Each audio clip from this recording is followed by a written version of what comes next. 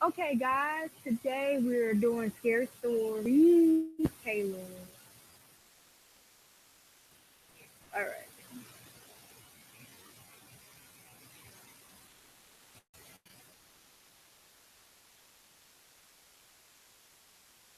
One is called the cell phone. Months ago, my friend's cousin, a single mother, bought a new cell phone. Of worse, she came home, placed her phone on the counter, and went to watch TV. Her son came to her and asked if he could play with her new phone. She told him not to call anyone or message this, and he agreed. At around 11:20, so she decided to tuck her son in and go to bed, and saw that he wasn't there. She then ran over to her room to find him sleeping, the phone in his hand. Relieved, she picked her phone back up from his hand to inspect it. Browsing through it, she noticed only minor changes, such as a new background, banner, etc. But then she opened up her saved pictures. She began deleting the pictures he had taken. Pictures remained. When she first saw it, she was in disbelief. It was her son sleeping on her bed, but the picture was taken by someone else above her, and it showed the left half an elderly woman's face. Next story.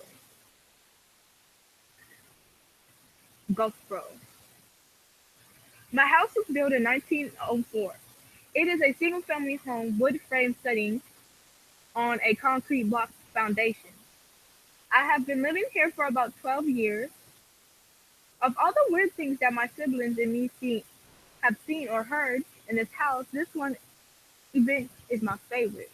This happened to my brother about 10 years ago. My brother and his had started a garage band playing mostly Spanish rock, alternative music but in Spanish.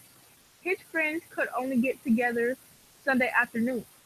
They would practice until the early evening, and they would usually call it quits by 8 a.m., 8 p.m. This was the time I usually showed up and went to bed, because I worked the graveyard shift. This happened in late fall. The days were getting shorter. They had just finished a long second. The decision to head to someone's house came about.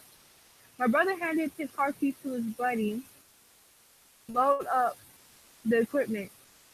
Everyone had filed out filed out of the basement, but the tricky part was that they needed to walk all the way to the back of the basement,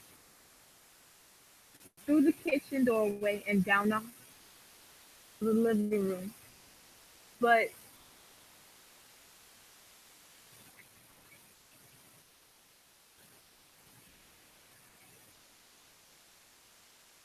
and out into the front porch. Everyone was outside sitting in my brother's truck waiting for him.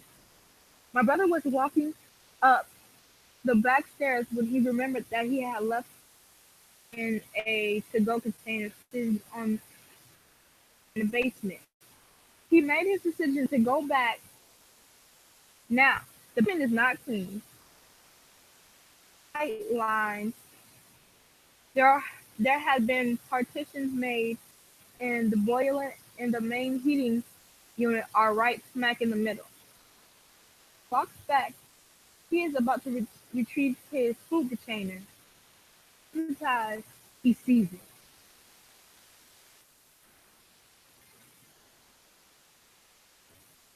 It's a shadowy figure right at his per- peripheral vision. He feels of dread, wash, washes over my brother. That if you are in the presence of a spirit or a ghost, I advise to quickly say prayers to cuss at it. My brother chose. He basically just told it. Hey, F you. I don't have any time for this shit.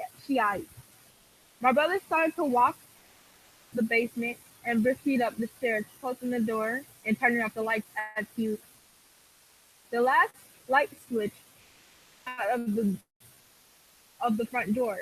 Luckily, the door was open and the light from the street lamp was flooding the living room with an amber light. My brother said he felt something at his back, but at no point did he turn around. He flickered the last switch. The living room went dark. Did the rest of the house. As he, okay, my bad. Uh, that's the end of the podcast.